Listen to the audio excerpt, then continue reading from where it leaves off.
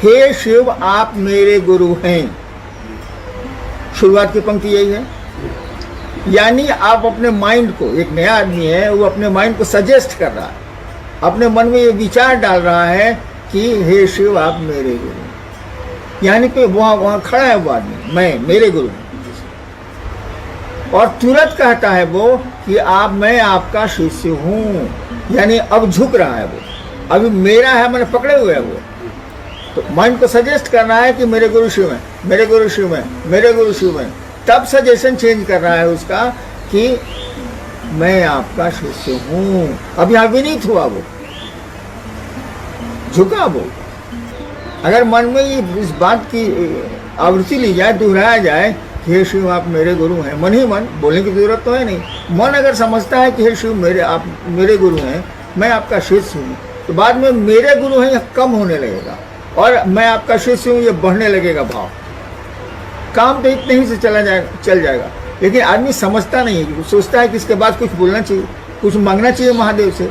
इसीलिए हम लोगों ने कहा कि आप दया मांगो।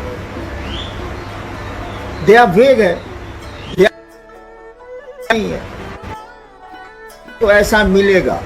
ये तो कृपा का है कि करो भी और पाओ भी। दया में ऐसा कुछ नहीं है, मर्सी में कुछ नहीं है। वहाँ सभी नियम कानून अलग हो जाते हैं और दया काम करती है। जहाँ तक दया मांगने का भाव में क्या छिपा रहेगा, कुछ नहीं छिपा रहेगा। मन झुक जाएगा, मन पिघल जाएगा शिव की याद में और कुछ नहीं रहेगा। और जान लीजिए, जब मन पिघलता है तो शब्द बंद हो जाते हैं, सोच बंद हो जाती है।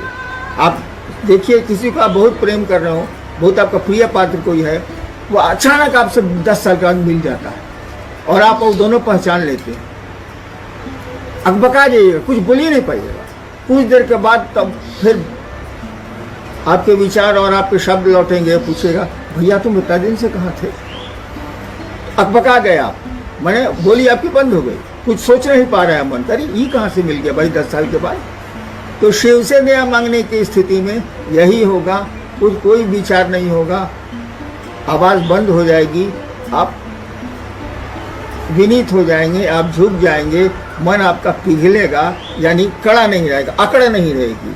और जो अकड़ सकते हैं, जिनमें अहंकार है, वो शिव शिष्यता में आगे नहीं बढ़ सकते। देखिए, किसी को कोई बात आप कह रहे हैं, वो तुरंत पिनक जाता है, अकड़ उसकी बहुत ज़्यादा। तो अकड़ने वाले के लिए तो भक्ति भी नहीं, अकड़ने वाले के लिए शिष्यता भी नहीं। हाँ, इसको खत्म है, जीव भाव में है अकड़, तो इसको धीरे धीरे खत्म करिए, इसको धीरे धीरे महादेव के चरणों में समर्पित करिए। ये दोष है, वहाँ तो पिघलना जैसा कुछ है, जैसे बर्फ गलती है वैसे गलना जैसा कुछ है। ऐसी स्थिति में दया मांगने में कोई भाव नहीं रहेगा। अगर अकड़ है तब तो दया मांगी ही नहीं जा सकती, तब फालतू है, मुंह से मांग रहे हैं और मुंह से तो कोई काम होता नहीं। आध्यात्म शिवमय मन को बनाने के लिए पहले बढ़िया गुरु को खोजिए, सही गुरु के पास जाइए। अब शिव से बड़ा तो गुरु नहीं ढूंढ के लाया जा सकता भैया, उससे जुड़ने का प्रयास करो। खेला मन ही का है, बिल्कुल सही है। इस मन को, वो जो 3 सूत्र आपको दिए गए, इसको करिए, दया की याचना करिए, उनको प्रणाम करने की कोशिश करिए। हमने कहा कि थोड़ा नमः शिवाय करिए, इन चीज़ों को करिए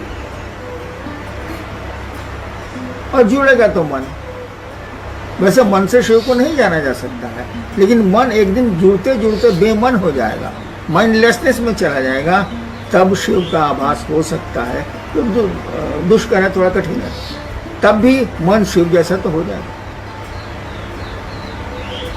इसलिए जो भी दिक्कतें आपको होती हैं, शिव को अर्पित कीजिए, कोशिश करिए कि वो दिक्कतें आपको, आपके मन में नहीं पैदा हो, और आगे बढ़िए, अपना भी काम करिए और शिव की ओर बढ़िए भी। दोनों काम साथ चलने चाहिए।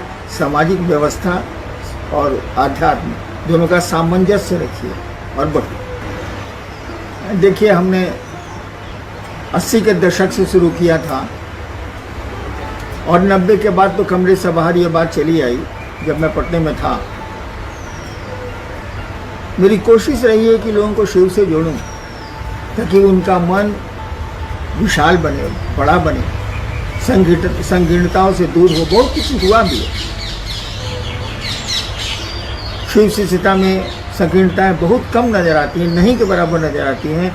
कुछ लोगों में है कि हम इस जिला के रहने वाले हैं, इस जिला में दूसरा कोई नहीं आएगा, बहुत कम लोगों में है। ये बहुत छोटे लोग हैं, शुद्ध विचार के लोग, लेकिन बहुत हद तक ये बात हटी है, दूर हो गई। जहाँ तक शिव शिष्यता का सवाल है और अपने दोषों का सवाल है, अपने भीतर जो अवरोध हैं, रुकावटें हैं, उनका सवाल है, इसका एक ही उपाय मुझको लगता है कि आप अपने गुरु शिव के चरणों में इन दोषों को, इन सुविधाओं को, सबको समर्पित करते रहिए, उनको वापस करते रहिए, देते रहिए। आदमी है तो कोई दोष तो रहेगा ही, जीव भाव तो रहेगा ही रहेगा। जीव भाव दोष तो है नहीं।